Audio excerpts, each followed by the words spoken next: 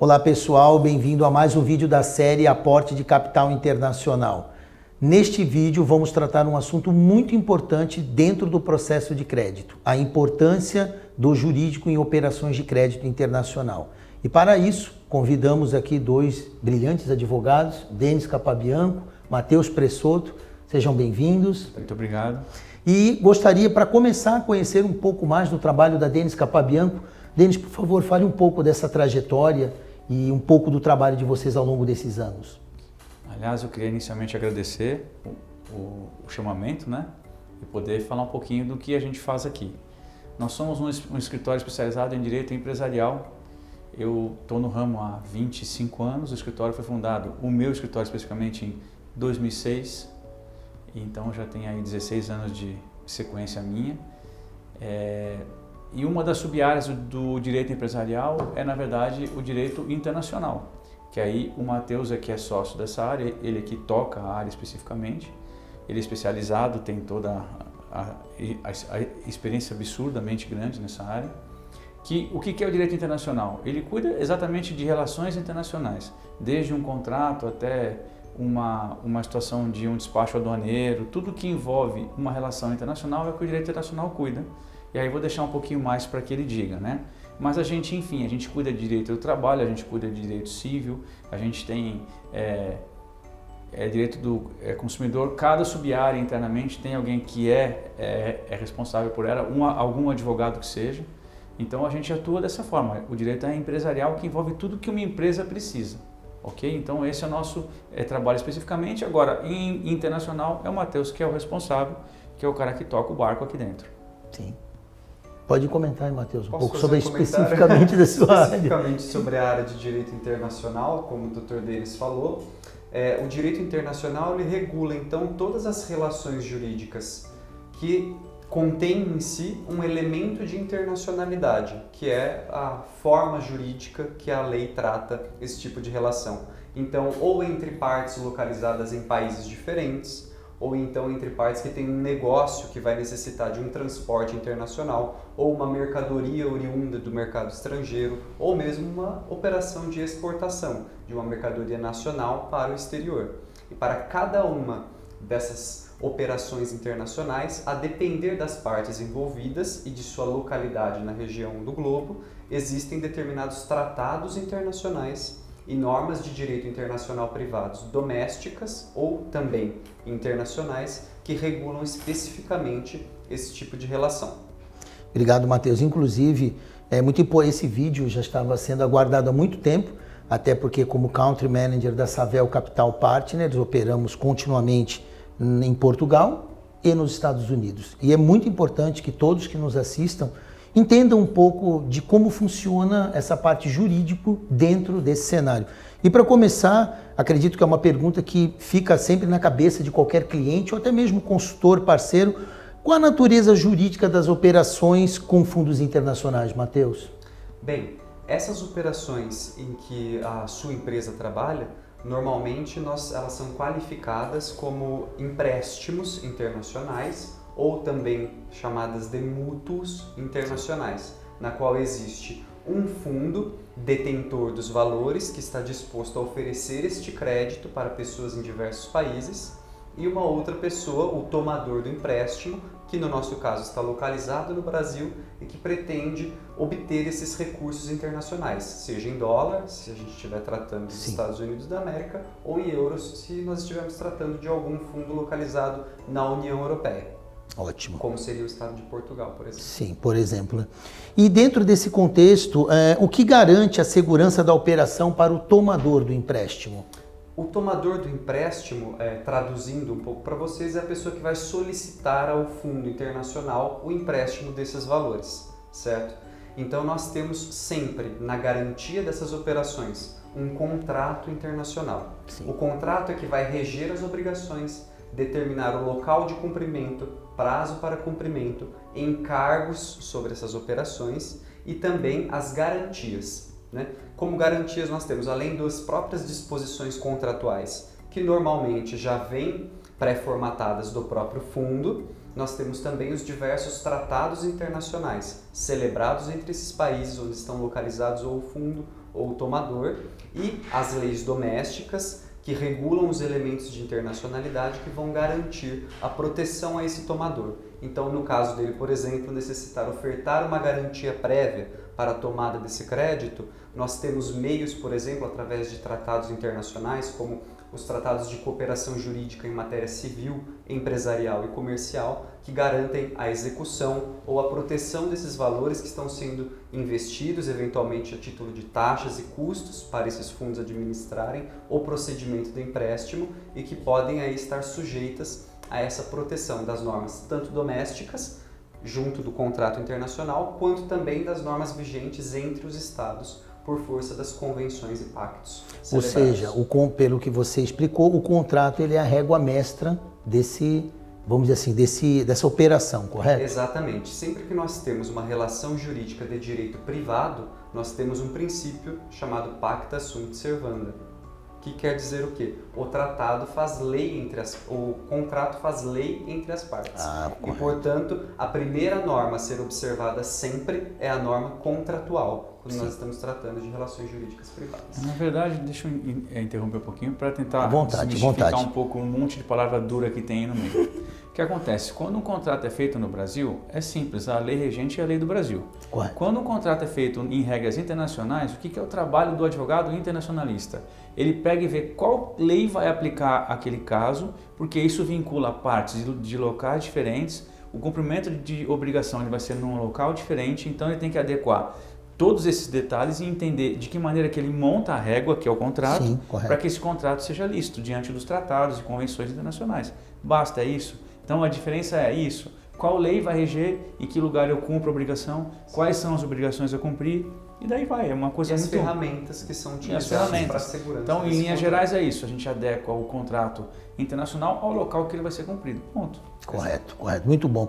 Bom, nós já falamos então da segurança do tomador. Agora, olhando um pouco o lado do financiador, né? O que garante a segurança da operação para o fundo, para quem empresta o dinheiro?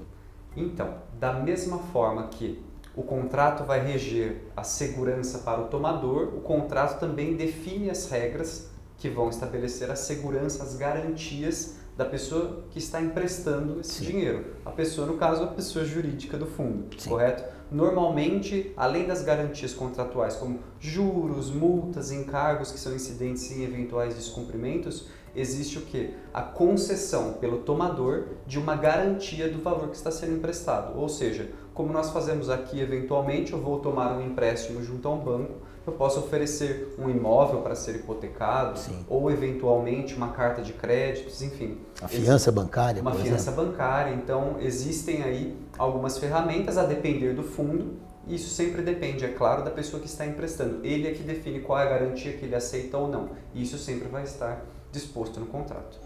No nosso caso, né, o Denis e o Matheus estão bem ambientados ao cenário de garantias imobiliárias, né, que é onde aqui no Brasil, em várias reuniões ou palestras que nós fornecemos ou mentorias, nós sempre dizemos que é a garantia mais usual em operação internacional, porque fiança bancária, carta de crédito é muito complexo e é muito difícil para um cliente middle, um cliente médio, acessar crédito internacional com outra garantia que não seja a priori um imóvel, né?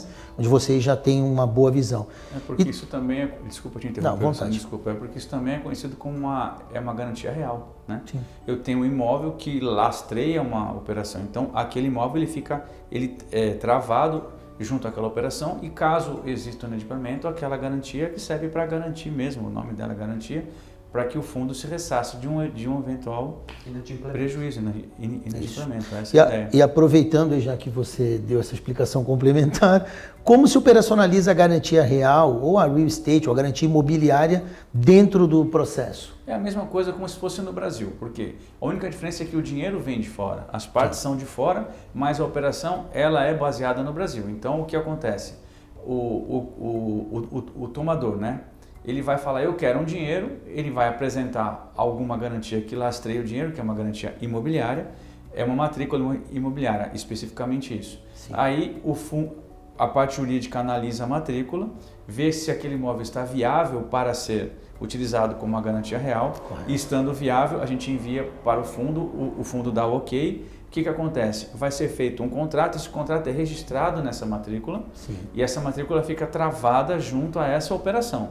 Ou seja, o bem fica travado para que ele não pode ser vendido, alienado até o final daquela operação. Exato. Até que o fundo deu, ok, ó, quitou-se, aí vai dar uma carta, aí tira-se esse gravame desse imóvel, né? Para que ele não tenha, para que aí possa ser mexido, enfim. Muito importante colocar aqui, Matheus, também, o Denis explicou muito bem, mas o pessoal está pensando, mas que lei é utilizada? É a lei de alienação fiduciária brasileira, correto? Exatamente, como nós falamos, o contrato é quem regerá e o contrato vai dispor exatamente qual lei será aplicável. Sim. Normalmente, em todos os países do mundo, a regra geral é a lei do local do imóvel é a que regerá os direitos e obrigações sobre este imóvel. Portanto, é comum que a gente utilize ou a lei de alienação fiduciária brasileira, o Código Civil brasileiro, enfim, todas as normas civis brasileiras em razão de as garantias estarem localizadas em território nacional. Correto, correto. Bom, Denis, nós, como analisamos muitas garantias imobiliárias, terrenos urbanos, áreas rurais, garantias operacionais, não operacionais, a pergunta é, a garantia imobiliária ideal, ela deve ter quais características para ser aceita nesse processo? Esse é um ponto importante a ser tocado, porque eu vi muitos contratos desses acontecendo, onde o dono do imóvel acha que o imóvel vale alguns milhões. E aí ele apresenta para nós, a gente analisa a parte documental, tá ok.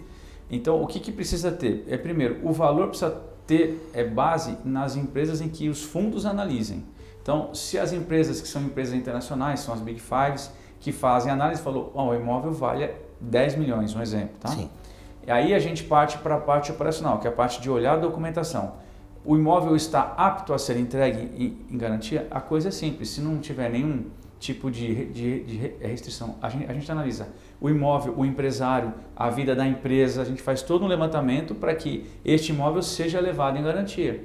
É porque às vezes alguma coisa, alguma operação que o empresário esteja, por exemplo, que o empresário tem um débito bancário.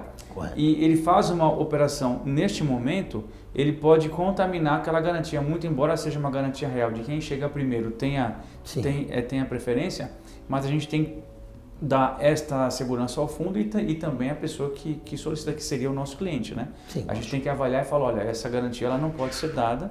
Então, esses requisitos são os requisitos legais que a gente faz análise envolvendo tudo isso. É tanto o imóvel quanto a figura do empresário e a empresa.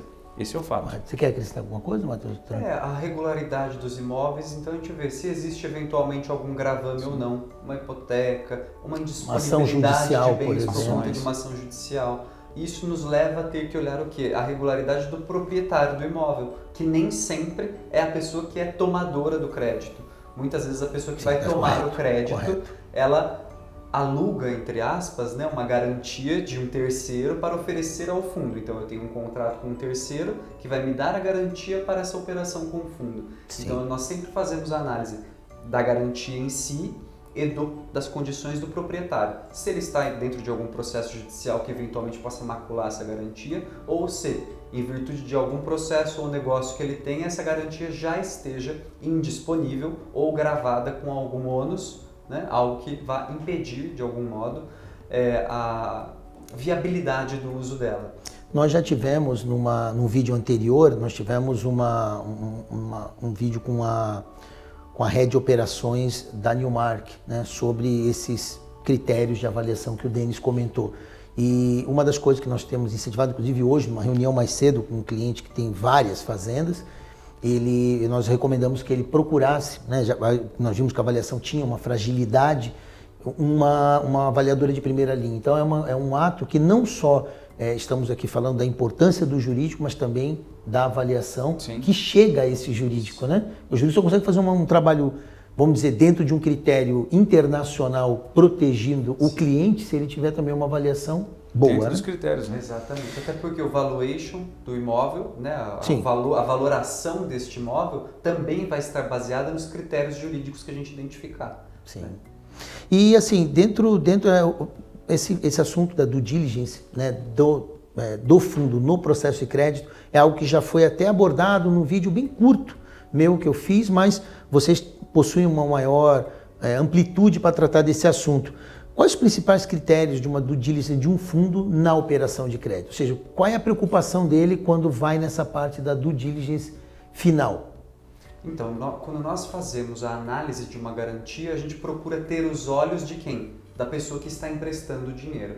Eu que estou emprestando dinheiro como fundo, eu busco o quê? Segurança. Eu busco uma garantia que tenha liquidez. Sim. Para essa garantia ser considerada boa, líquida e que realmente vá garantir efetivamente o empréstimo, ela tem que estar, em primeiro momento, nós vamos olhar uma matrícula atualizada, vamos verificar se não existe nenhum ônus já gravado nela. Se não tem nenhum ônus, há alguma indisponibilidade, existe algum tipo de gravame judicial, este imóvel pertence a um proprietário vivo ou falecido, muitas vezes o imóvel está dentro de um processo de inventário, correto? Sim. E aí nós temos ainda o problema do quê? Da habilitação de herdeiros, enfim. São todos pontos que o quê? Muitas vezes não impedem o uso da garantia, no entanto vai depender de uma análise mais profunda do caso para que a gente possa dizer profundo, olha, essa garantia se encontra nessa situação, no entanto, isso não oferece um risco para você, porque nós temos que pensar que, como eu disse para vocês, a lei que rege o imóvel é a lei do local onde ele está fixado, correto? O fundo está fixado fora do Brasil. Então nós temos que demonstrar para ele a regularidade à luz da legislação brasileira que vai garantir para ele que esse imóvel que está sendo ofertado é efetivamente bom para ser uma garantia. Entendi. Para ilustrar o exemplo, né? Nós recebemos um imóvel para análise que ele tinha uma indisponibilidade por uma ação judicial. Sim. Tinha lá um bloqueio judicial que esse imóvel não poderia ter feito nada com ele e tal, e etc.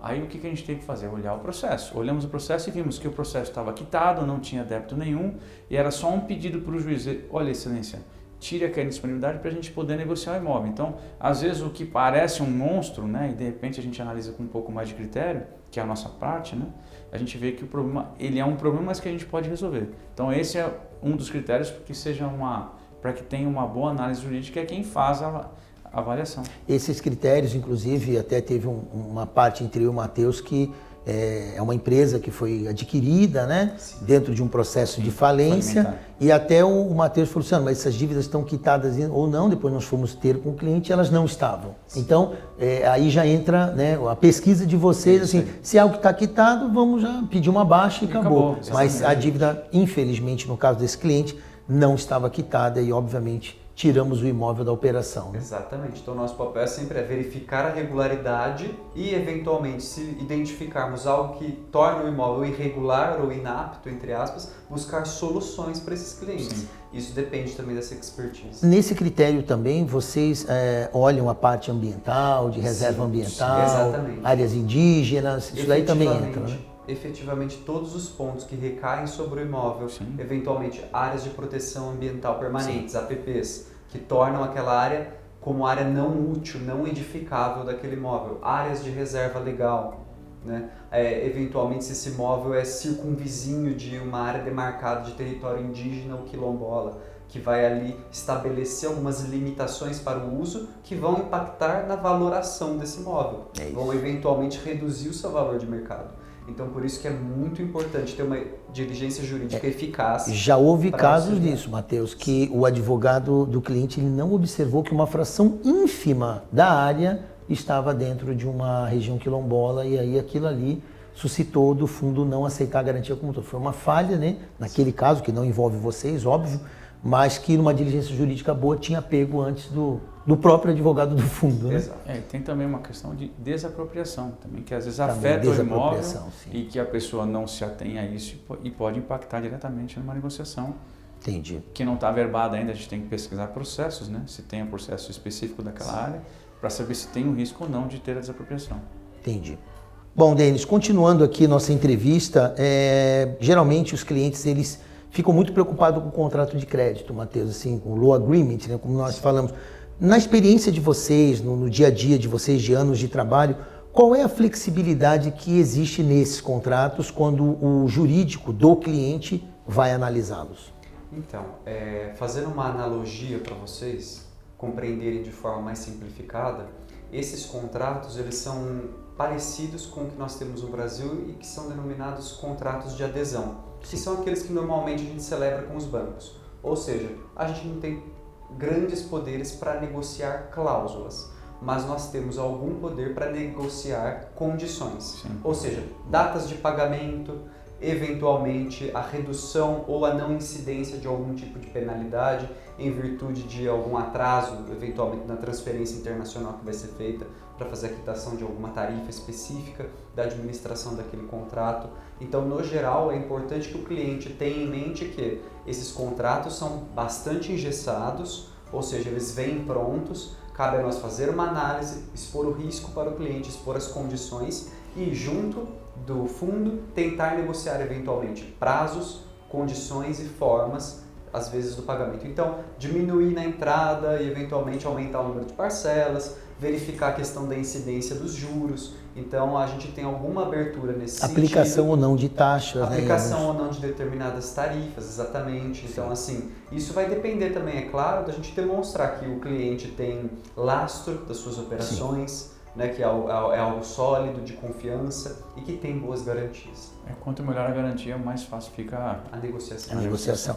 Aproveitando essa pergunta, que é sempre de contrato, nós somos muito consultados até pelo trabalho que a inteligência comercial e a Savel vem desenvolvendo por clientes, Denis, que têm necessidade de esclarecimento sobre contratos, procedimentos de crédito. Gostaria que você falasse um pouco como a Denis Capabianco pode ajudar esses clientes, que nem sempre são clientes nossos, são clientes até de outras operações de crédito, mas que têm dúvida em contrato, como se amar, como que eles podem acessar a Denis Capabianco? Acessar é muito simples, a gente tem acesso nas redes todas, estamos na internet, LinkedIn, Facebook, Instagram, tem telefone, tem e-mail, do jeito que quiser, é só pôr o nome Denis com Y, Capabianco, um Y só, acha a gente fácil, isso é tranquilo. Aí basta que tudo mande aqui um na e-mail, descrição do vídeo depois. Basta que mande um e-mail, é para nós. Mas que tipo de informação inicial é importante o cliente fornecer para que o escritório jurídico possa dar, vamos dizer assim, a devida atenção ao processo, né? O grande passo a gente precisa saber em que fase está a negociação deles. Por exemplo, eu já estou no meio de um negócio, então ele já deve ter algum contrato. Correto. Ou não, estou iniciando o negócio, então está iniciando a tratativa. A carta de oferta. Então são fases que a gente tem, isso vai depender de caso para caso. Correto. Então a pessoa, por exemplo, eu quero obter um acesso, pode entrar em contato com a gente encaminha as pessoas ao fundo, a Savel, a inteligência, então a gente encaminha vocês para quem sabe o que faz. Mas aí a parte jurídica eu dependo muito de que fase está o processo da pessoa, para poder saber o que fazer com ele. Né? Basicamente, como existem vários tipos de operações, o escritório consegue analisar tanto de instrumento financeiro, ou seja, todo esse mundo de garantias. Exatamente. Né? Do começo ao fim. Desde a carta de oferta que a pessoa vai receber do fundo até o último termo que vai ser assinado do contrato, das eventuais notas promissórias que são bastante utilizadas internacionalmente nesse tipo de contrato. Então nós analisamos a operação jurídica do início ao fim. A carta de oferta, o loan agreement, as garantias, fazemos a legal opinion, que é o nosso parecer jurídico a respeito da regularidade da operação do cliente e da garantia, e depois os termos finais que vão ser assinados e as notas promissórias que eventualmente... Essa é uma das partes, assim, da nossa entrevista, uma das partes mais interessantes, porque nós recebemos muitas ligações de pessoas, agora vocês já sabem quem procurar, né, no aspecto jurídico de maneira geral, sobre operações em oferta, operações em andamento ou até mesmo problema dentro da operação. O cliente às vezes teve um problema qualquer, é só procurar a Denis Capabianco, que aí os profissionais dela resolvem isso, né? Bom, continuando aí, aproveitar que o Matheus falou da legal opinion, o que é uma legal opinion, para que os clientes entendam, né? E para que serve ela no processo de crédito? Então, a legal opinion é o famigerado parecer jurídico. É o nome bonito que o fundo dá, por ser um fundo internacional. Então, é a legal opinion. Então, ela é a opinião que o seu advogado, seu representante, vai ter dentro daquele processo. Ou seja, é algo que vai fundamentar ao fundo as razões pelas quais a minha operação é regular e pelas quais eu tenho uma boa garantia que pode ser aceita no âmbito desse contrato. Ou seja, é o instrumento que nós vamos utilizar para convencer o fundo e convencer as avaliadoras de que os elementos reais existentes naquela operação são sólidos o suficientes para eu ser aceito e para a minha garantia também ser bem avaliada, bem valorada e aceita também como o esteio deste contrato internacional que vai ser firmado.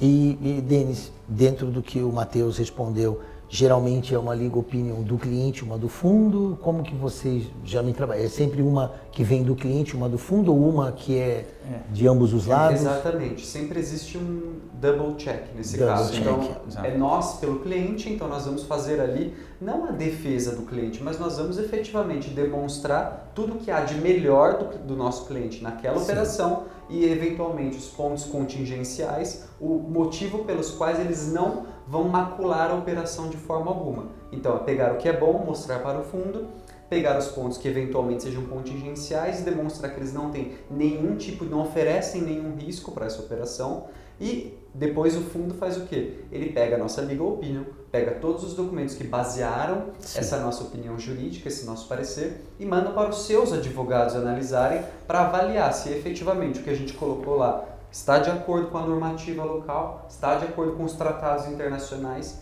e normas vigentes ou nos Estados Unidos da América ou na União Europeia, na República Portuguesa, eventualmente no país no qual a obrigação vai ser realizada.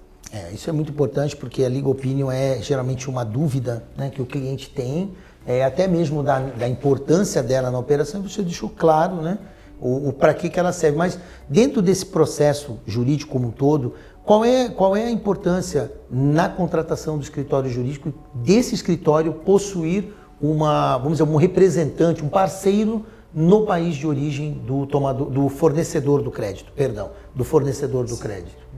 Como nós estávamos falando, né, grande parte das operações internacionais elas são feitas à distância, ou seja, nós vamos ter tratativas por e-mail entre as partes, eventualmente vamos ter conferências virtuais com as partes, mas sempre é importante ter também um parceiro ou alguma outra pessoa representando o escritório de advocacia e o cliente no local onde o fundo está, porque às vezes vai ser necessário ir até lá, levar algum documento específico, eventualmente vai ser necessário ter alguém lá para utilizar algum tipo de serviço financeiro naquele outro país e precisa ser uma pessoa que seja de confiança do cliente e que seja de confiança também dos seus representantes. Sim. E nós temos nossos parceiros, já parcerias longas consolidadas, pessoas que podem oferecer essa segurança tanto para o cliente quanto para o fundo. Porque em operações internacionais à distância, nós que somos um povo caloroso, acostumado ao tete a tete,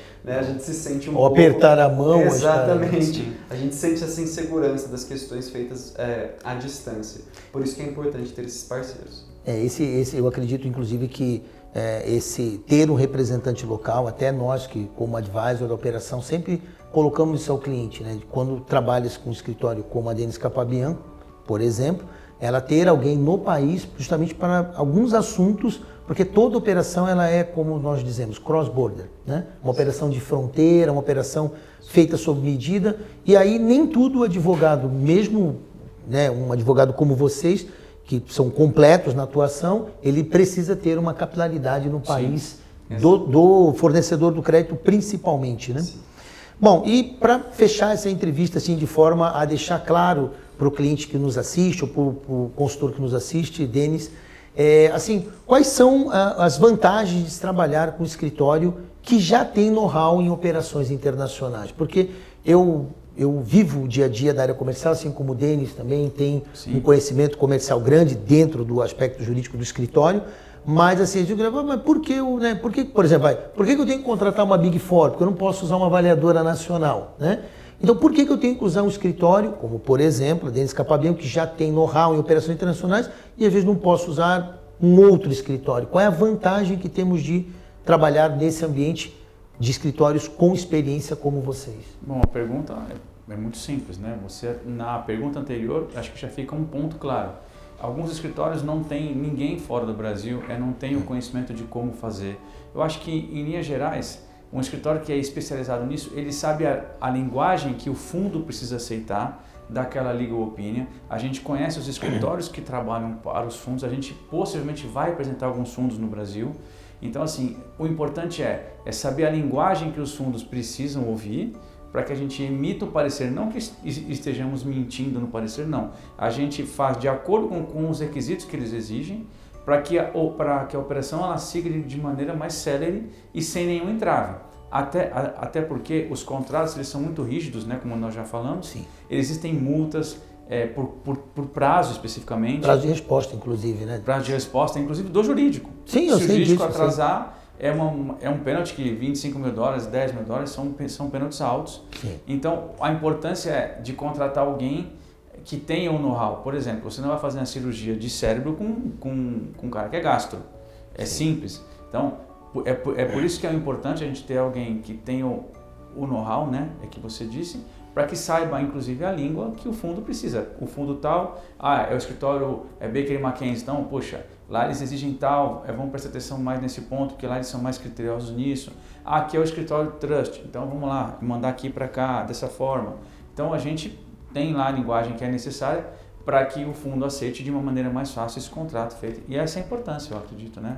Sim, inclusive até porque quando o cliente ele contrata um escritório e esse escritório ele se acopla bem ao trabalho, no conhecimento da operação, nós sabemos que nenhum cliente vai para fora tomar um crédito. Ele vai tomar muitos créditos. Sim. E se a experiência com o primeiro crédito, como é uma operação hard lender, Denis, ela é uma experiência boa, significa que nas próximas operações, Sim. que geralmente possuem um número, pela nossa previsão, de 4 a 10 vezes maior o tamanho do crédito, ele vai continuar num caminho seguro. Exatamente. Né? Até consolidar toda a captação internacional e, quem sabe, no futuro também, né, Denis, cuidar dessas estruturas que ele criou fora do Brasil. Né? Porque lá fora, pelo que pouco que eu vejo, o advogado ele tem essa autonomia de cuidar, então se ele já sai do Brasil com o advogado certo, lá fora ele já vai cair no lugar certo. Essa é a ideia. Bom, vocês querem fazer mais algum comentário? Eu aqui já agradeço essa entrevista muito boa na sede da Denis Capabianco aqui em São Paulo e agradeço muito porque com certeza do outro lado, assim que esse vídeo já estiver no ar, que daqui a pouquinho, as pessoas vão poder usufruir desse conhecimento sem precisar deslocar da sua casa. E aí deixar claro que a Denis Capabianco está à disposição de qualquer dúvida que ficou, até uma consulta, então fique à vontade para considerações. Eu desde já agradeço, né, a confiança que você tem, né, a Savel, que você especificamente tem em nós. Agora eu digo o seguinte, eu não vou ficar falando muito, porque aí vocês vão ter dúvidas e vão ligar para nós, né? Essa é a ideia, deixar pitada aí para que vocês entrem em contato e a gente está aqui à disposição, porque for necessário, ou no Brasil ou fora, a gente tem parceiros, né, como falou, e estamos à disposição do que precisar.